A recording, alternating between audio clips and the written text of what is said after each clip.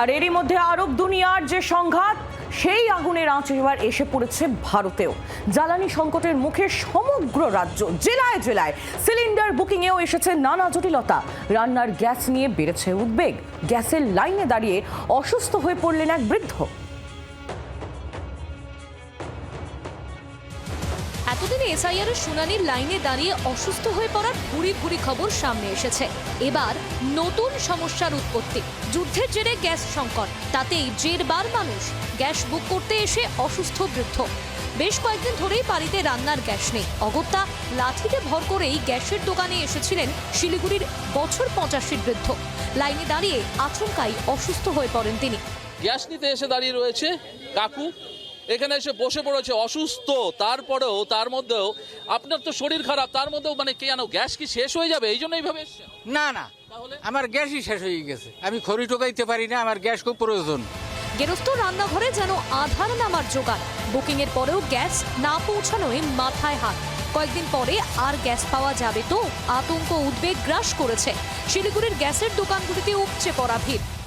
যে মানুষের ভিড় জমেছে, প্রত্যেকের মধ্যেই কিন্তু একটা প্যানিক রয়েছে, যদি গ্যাস শেষ হয়ে যায় গ্যাস আদৌ পাবো কি। দোকানের ভিতরে এরকম উপচে পড়া ভিড়, সার্ভার বসে যাচ্ছে কোনোভাবে। গ্যাসের দোকানে যারা বুক করছে অর্থাৎ যারা বুকিং নিচ্ছে তারাও কিন্তু সঠিকভাবে বুক করতে পারছে না। শারীরিক অসুস্থতা সত্ত্বেও গ্যাস নিতে প্রবীণ নাগরিকরাও হাজির হয়েছেন গ্যাস অফিসে।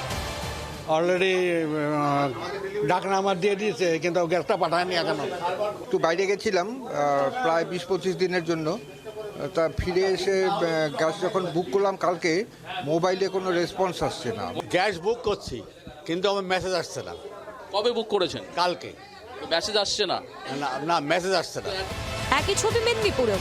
কেউ 1 সপ্তাহ আগে গ্যাস বুক করেছেন, কেউ বা 3 দিন আগে করেছেন, কিন্তু গ্যাস বাড়িতে আসছে না। ফাঁকা সিলিন্ডার নিয়ে দোকানে ভিড় জমাচ্ছেন গ্রাহকরা।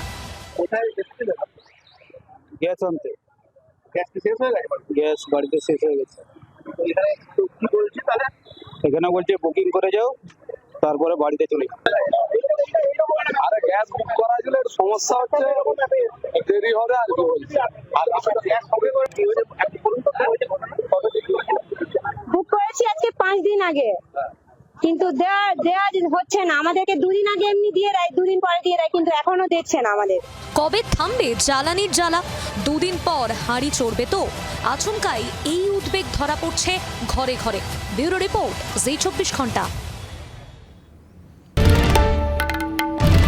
বাংলার আওয়াজ, বাঙালির আবেগ, জি 24 ঘন্টা।